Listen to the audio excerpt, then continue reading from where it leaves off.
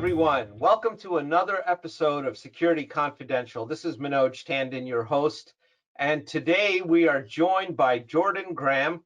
Jordan heads up our project management team and is also shares some responsibility in operations. He's a jack of all trades, if you will, around here at Dark Rhino, and we love him for it. So Jordan's here today, and we're going to talk a little bit about SOC2. So Jordan, welcome to the show. Thanks for joining us. Yeah, Manoj, thanks for having me, man. It's been good. I haven't been on here too much lately, but looking forward to talking and sharing some information. Well, we're going to change that a little bit. Now, I know everyone listening, SOC2 sounds like an ultra boring topic, but it's an important one. So we'll try and keep it as interesting as possible without getting into to all the low-level weeds. But let's start with some basics here, Jordan. What the heck is SOC2? Security Operations Center Controls.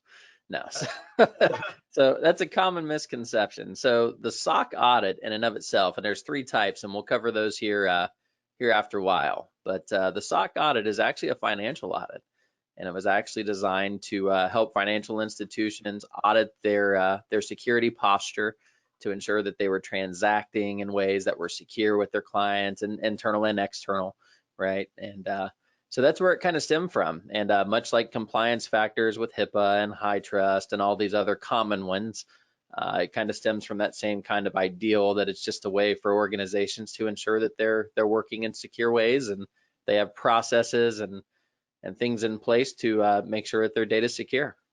So let me make sure everybody understood that this is not like the NIST framework or the MITRE ATT&CK framework. It is not something that came out of the cybersecurity industry. It came out of accounting. And for those of you playing Trivial Pursuit, SOC stands for System and Organization Controls, right? And there's multiple standards to it. So how does, it seems to be a big deal in our industry. Everybody, we got all bent out of shape over our SOC audit, and a lot of our customers insist on us having it, which is why we got forced into doing it.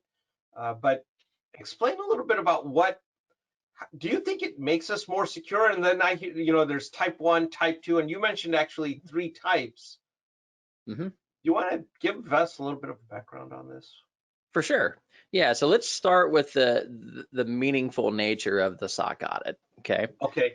So, you pose the question there, does it make us more secure? Okay, well, as a security company, my answer to that is yes and no, okay? And here's why I say this. So absolutely it makes us more secure, and that what it does is it brings us to the point that now that we had security controls in place previously, right? Obviously, we had all of our basic fundamental security things in place to protect us from intrusion and things of that nature, right? However, the SOC audit, what that did for us was it really took us to the point where we now have things documented, right? And it really kind of helped us formalize some processes, and it helped us get to the point that we are much more, I guess, fluent would be the word, right? And how we operate internally. So now, even though that we had security controls and measures in place previously, now we have things documented to the point that there's hard, tangible processes that must be followed in order for us to remain in compliance with our SOC attestation report, right? Okay. So yes, it does make us more secure, and that we now have a framework to work off of internally to ensure that we're following those processes to keep things turning in the right direction, right? So there's many types of SOC audits. So Okay. The most recent one that we went through was the SOC2 Type 1. Then you have the SOC2 Type 2, and then most recently you have what they call SOC2 Plus, okay? Okay. So the SOC2 Type 1, all right? So when you talk about Type 1, you have to talk about Type 2 as well, because they're one and the same with one key difference. So in the audit, your assessor is going to come in and he or she is going to look at your documentation.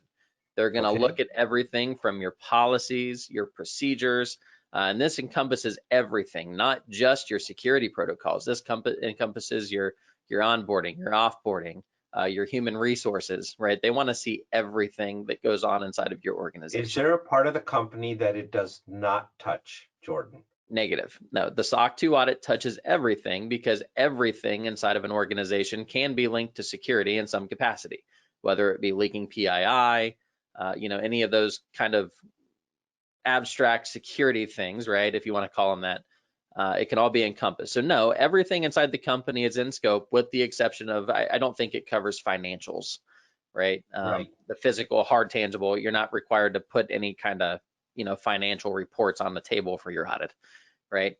But the fundamental difference between the type 1 assessment and the type 2 assessment is that the type 1 assessment, it is going to look at things in an as-is state, right? So your policies, procedures, how you execute against them.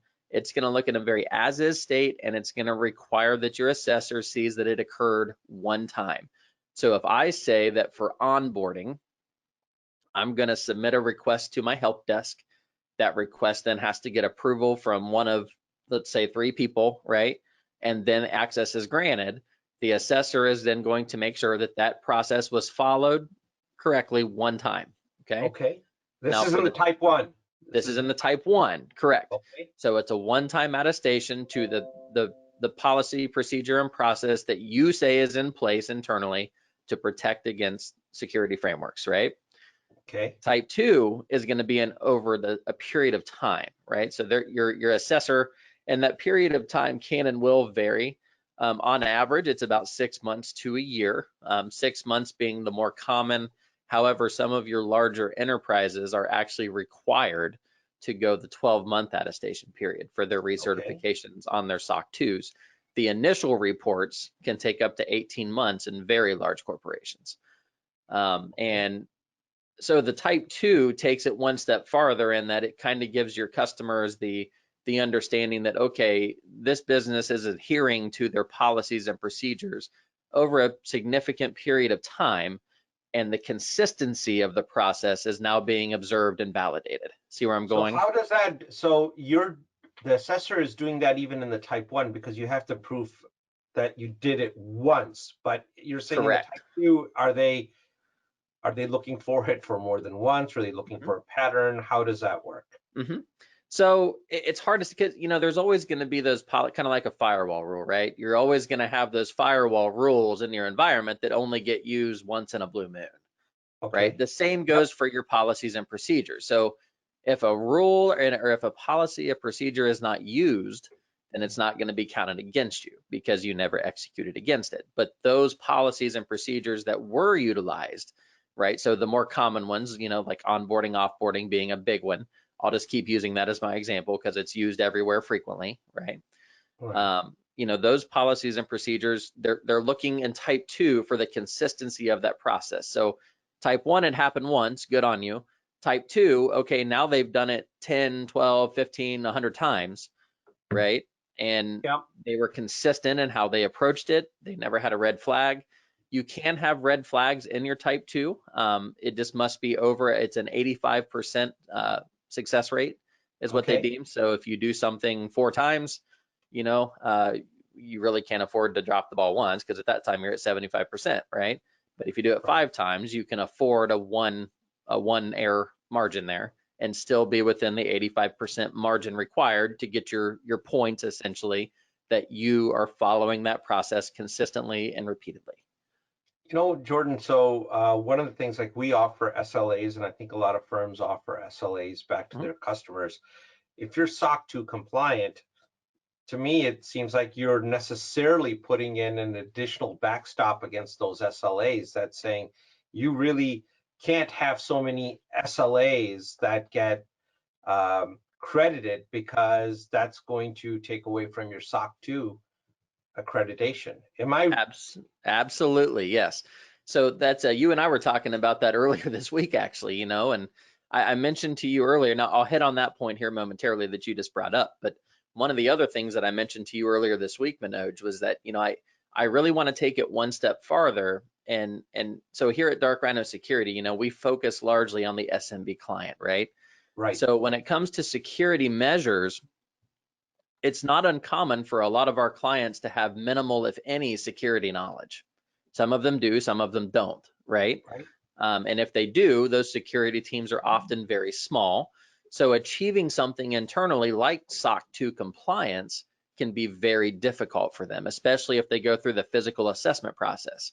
However, one of the significant values that I believe MSSPs like us can start adding to the market is taking our internal SOC 2 report and helping our customers apply that to their day-to-day operations, right? So assisting them with being SOC 2 compliant without actually going through the attestation, that's going to enhance their measures as well. Now, internally, you're absolutely right. So the SOC 2 framework that we are attested to, right, our specific report, everything in that report is built around, so there's really two portions to that report, okay? So you have the side of the report that's all just the paperwork, you know, the checks and boxes, and then you have the actual operationalized side of that report, okay?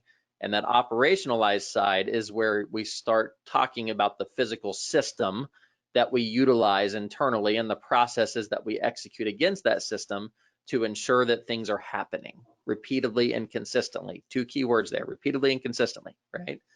So as we get those two things happening and we start to get that ball turning, you're absolutely right. That's going to kind of oil the wheel, if you will, and it's going to help us meet those requirements, right? Because if we're dropping SOC 2 attestation elements and we're failing to execute correctly against those, then you're right. Chances are we're probably going to be dropping SLAs. We're probably going to be, you know, missing milestones, for example, in a project, right? So it all intertwines and it all works together. And it's very important that, you know, businesses take that into account, that it's much more than a piece of paper. You have attested to something, now you need to act against it, right? Don't take it as just an exercise. Take it as a meaningful 6 months or however long your attestation period is to really define those processes so that your business becomes much more operational with consistency. And that's what a SOC 2 report will give you if you use it correctly.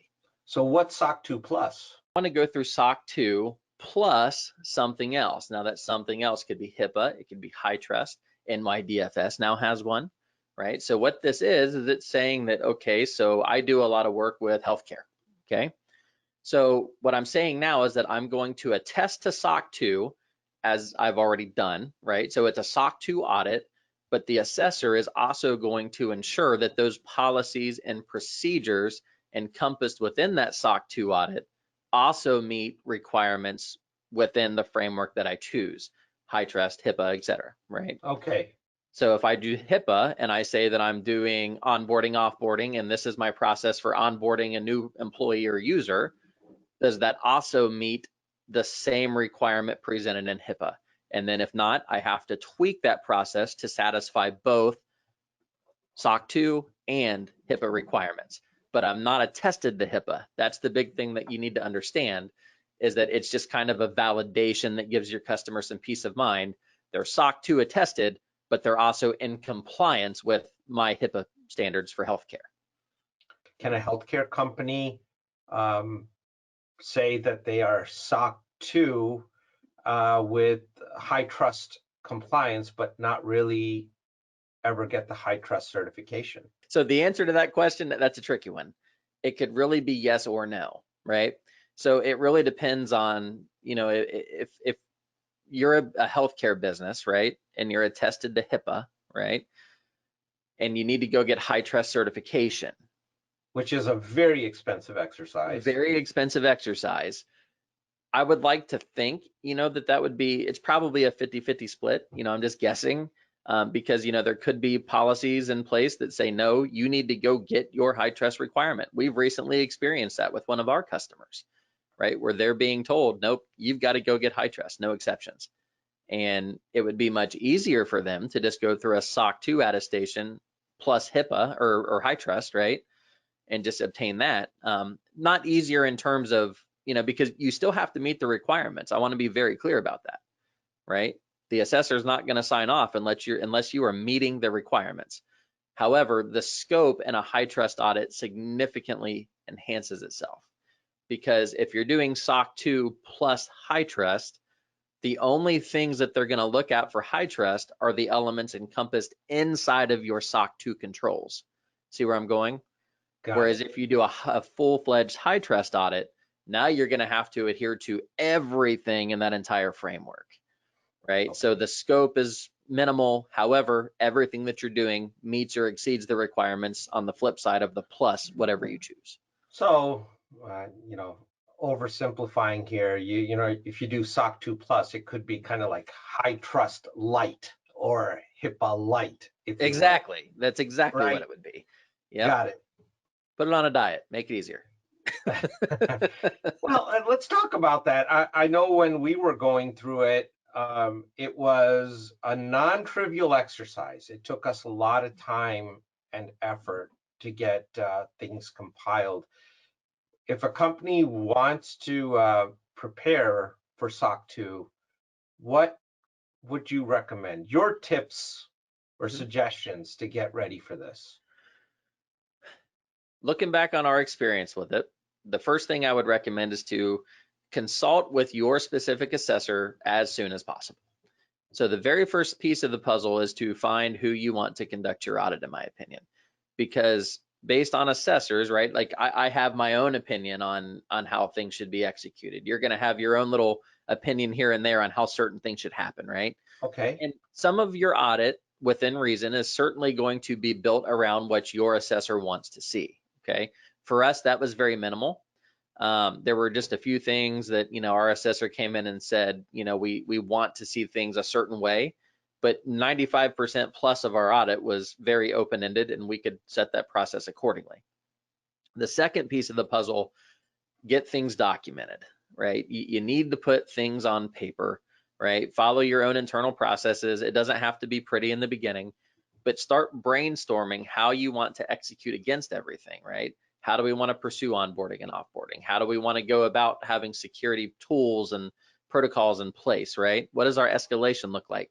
You need to define all that. And then there's business things too, you know, disaster recovery, business continuity plans, things of that nature. All of this is encompassed. Most businesses are probably going to have these, at least in a draft form, right? Okay. But you need You to would tweak them. hope. Yep, because if you don't tweak them and you just take something that was thrown together and then you just submit that to your audit, there's a good chance that that's going to get certified and now you're attested to that, right? So that's your process. Congratulations. So tweak it, get it right. The third thing, and this is probably more for the MSSP side of things, define your system, right? And the system, I'm air quoting over here, right? Not a physical system per se, but the system is how your management console works, right? And when I say management console, I mean how you are putting the pieces together to manage your client's data, right?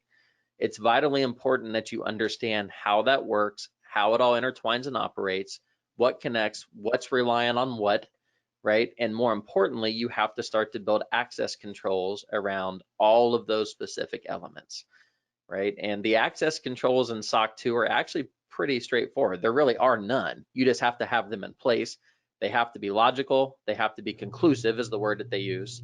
Okay. Conclusive meaning that, okay, here it is. I'm going to do this and this is it, right? And then the third step of creating those controls is you have to have a way to enhance the control measure through admin access without defaulting on the policy that you've set forth. Make sense? Now explain that a little bit. So, You lost me on that one. so there's a very specific section for admin incorporation. So those who have direct access to the client's data, right? That's what SOC 2 refers to as an admin, right? That's their Okay. definition. So what you have to do here is you have to have a very specific detailed process for one. So you have your access request for your average person, right? Your average employee. But for the admin access, there's a whole different process, right? So some corporations, especially larger, if you're going to gain access, for instance, you have to go through deeper background checks. You know, that's one example of many. If you're going to gain access to all that client sensitive data. So you have to have processes in place specific to the admin access. And believe it or not, from what I've gathered and speaking to several assessors for SOC 2, that's where a lot of organizations kind of stumble because they don't have any processes in place. They just divvy out that admin access and they continue to do that throughout their audit. And then they end up with a red line on their mark, you know, a red mark on their report. because there's no control in place to really limit and control the access being given directly to the customer data.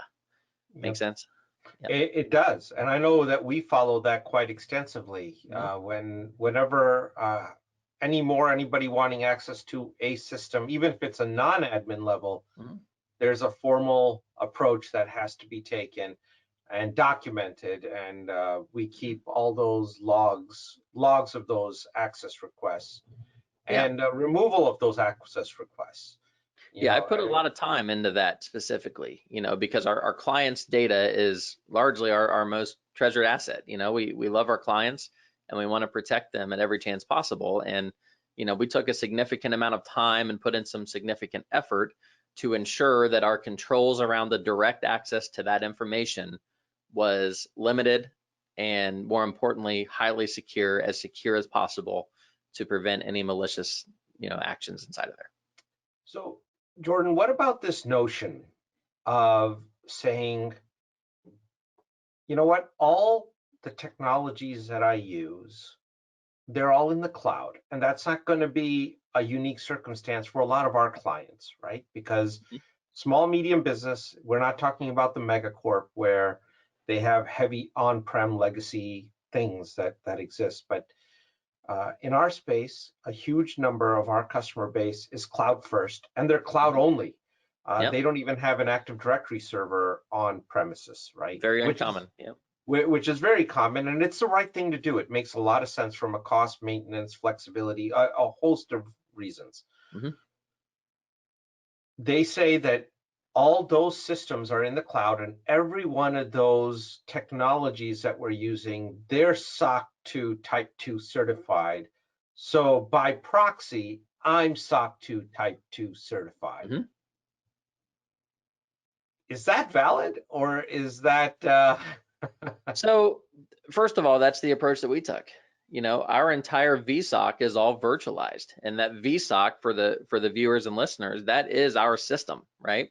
We comprised everything in the cloud, and our assessor looked at that and he thought initially this is a really unique way of doing this. Okay, now yes, you absolutely can say that you are compliant, right? So if everything's in the cloud and each of those respective tools in the cloud has a SOC 2 attestation report behind it, right, meaning that they've gone through the process internally, then yes, by default, you are technically SOC 2 Type 1 or Type 2, whatever you do, compliant. However, you're not attested until you go through the report. That's vitally important, right? So, and that's where you find, but that's where the devil's always in the details, and that's where you find those details. I think in our case, regardless of the fact that our system was SOC 2, I'm air quoting here, compliant, SOC 2 Type 2 compliant, we still had to prove significant controls to get our attestation. There was no way around that, regardless of who you use. And I want to make sure our listeners understand that. Right. So absolutely. It's a little bit of a myth there, right? I mean, you can't do it completely by proxy. Yeah, you're right. You cannot do it by proxy, right? But again, so one point I want to hit on here is backtrack to when I said that from an MSSP perspective, bringing this SOC 2 mentality to our customers, this is where our value comes in. We have the control measures in place to access your data. However, we strategically choose our tools and the services behind them to meet SOC 2 compliance factors, right? So as an MSSP, by doing business with Dark Rhino Security, you are now essentially SOC 2 compliant by default because you are using a lot of the tools who already have SOC 2 attestation behind them. And then the services, that's where our internal control measures come in, is around the service aspect of all of that, right? Because we have those controls in place with the accesses and everything, and the ability to ensure that your data is fully secure, our service offering behind that is also attested to our report, making the whole process 360 within the scope and the framework of a SOC 2 attestation. Let's give a practical example here. So if when a customer hires us, they're inheriting our SOC 2 controls because they've hired us and we're servicing them with those controls in place. Absolutely. However, and this is the big however, they can in their environment choose to disable our controls, right? So we are providing X number of services to them. They could say, well, we don't want to have you, we're going to disable your endpoint monitoring from on these certain assets. Well, now they have completely disabled our SOC 2 controls around that, right? So therefore, they need to have their own attestation. Therefore, they are no longer in compliance with what we have set up as our process, procedure, and controls. They're out of compliance. So they would still, and regardless, they would still have to go through their own attestation and say in their report to stay compliant that they are by design not going to have anybody monitor these assets. And there might be some very valid reasons for it. I can't think of any right now, but there might be, right? And then they would still be, even though they're not compliant to our SOC 2, they're still compliant to their own, which is what matters at the end of the day. Right. Certainly. Yeah, no, and I would definitely agree with that, Manoj. That's a very good point, and there are times when, customers will have a logical reason, for instance, it could be high trust, for instance, one of my clients, they required direct access to the SIM, but not only the SIM, they also require direct access to the logs that are generated into my reporting areas, right? So to do that, right, we have to grant them that access, which doesn't circumvent my process, but it circumvents SOC 2 on his side if you're looking at it from you're compliant because of Dark Rhino Security, right? So because they have to have that direct access, their policy becomes essentially violated from a SOC 2 perspective. However, it meets the parent requirement of high trust, right? So that's where it's kind of a onesies and twosies. You got to kind of play the game, right, and figure out what way the company needs to go from an operational perspective to meet their overarching compliance framework. Yeah. Well, let's talk about compliance in a box, because I remember early on when we looked at this, that we were looking for solutions. Everybody wanted an app or a software or something that you can buy or subscribe to. Yes. And then you answer a couple questions and out comes the magical genie that gives you compliance in a box, as I'll call it. Yes. And I Terrible think idea. Yeah, please. Terrible idea. Please. So here's the thing. So, look, I'm just gonna level with our viewers and listeners right now. When we first started this thing, working towards our SOC 2 attestation, we were in a lot of ways working from the ground up. We had policies and procedures in place, absolutely, right? But now we had to begin to standardize some of those and really formalize them. Okay, and in doing so, we considered, right? I'm almost embarrassed to admit that, but we did consider, the SOC in a box, which is going out and hiring a company. Now, obviously, that's just a terrible idea, because if someone else is writing your policies and your procedures for you, that's just no bueno. I mean, if you have an internal auditor or assessor, somebody who is hired to come inside physically of your organization, talk to the right people, the stakeholders, and define these things, then yeah, that would probably work just fine, right? But you're essentially getting the inside intel on how things should operate, right? And how it's desired.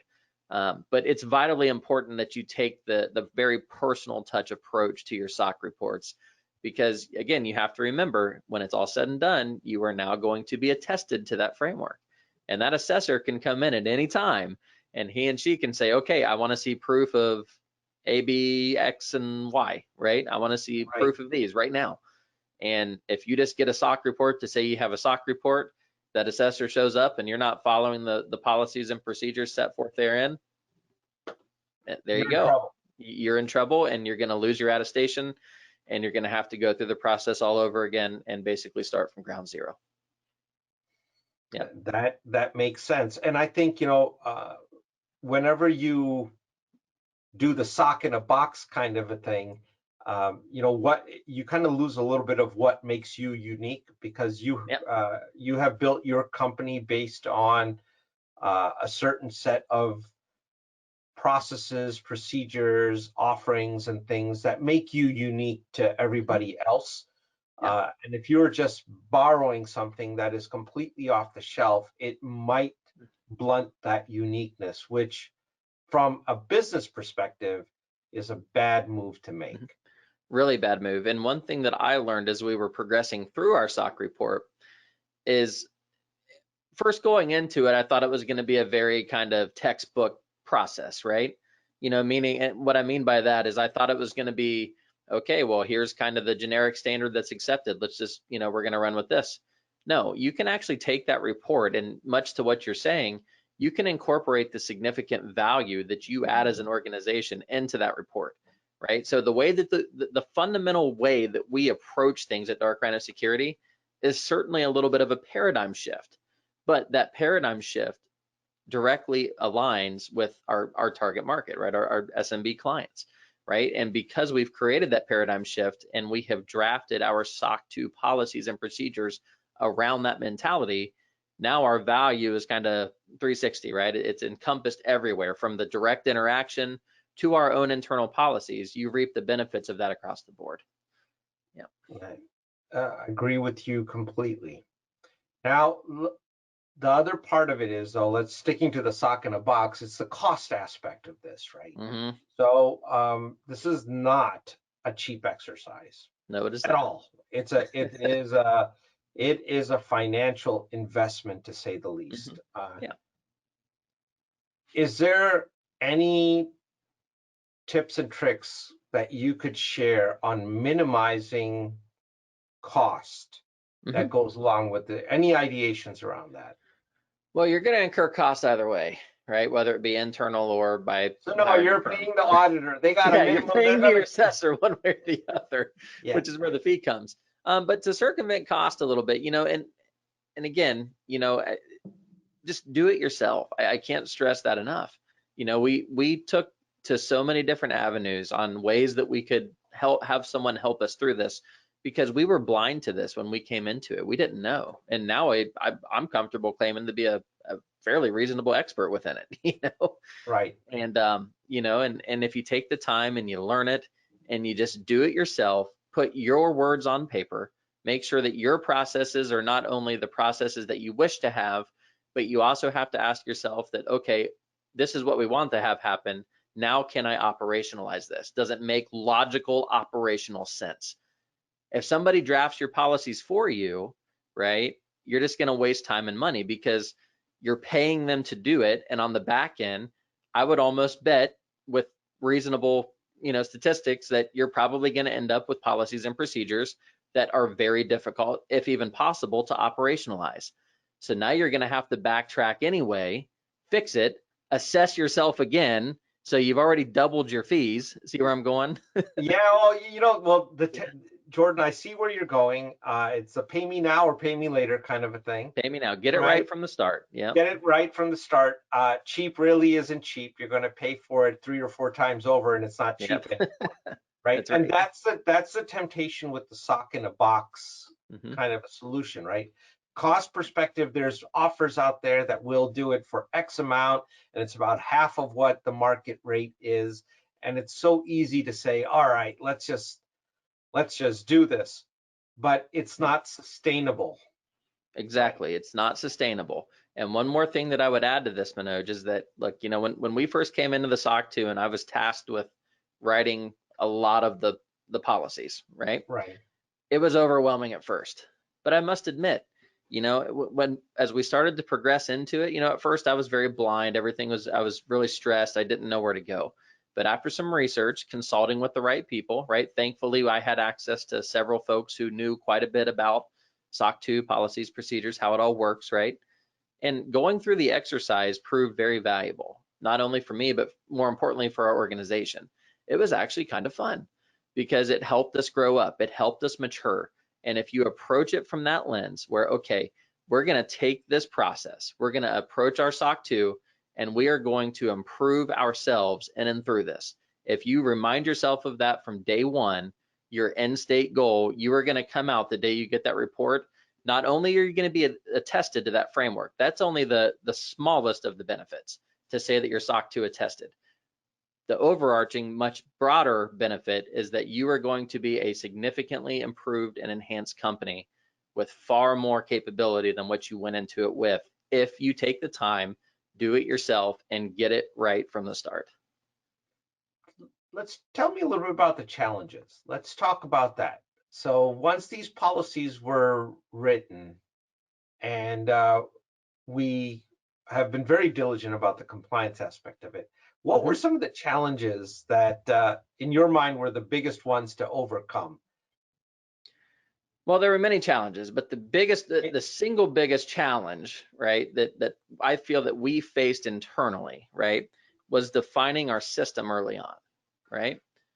That's from that perspective. So I want you to look at it from the operational side. So once you have put the policy in place, what happened? Policy enforcement.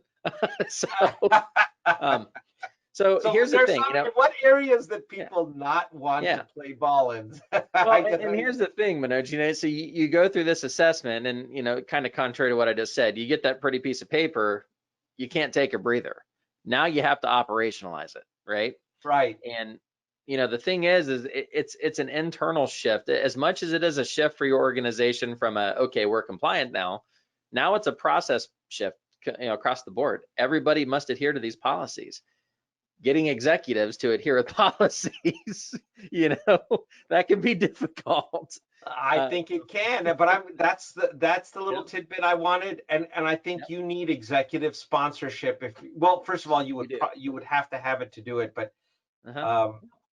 it's not a piece of paper, and getting those guys to adhere to it is a non-trivial task because it does impose controls.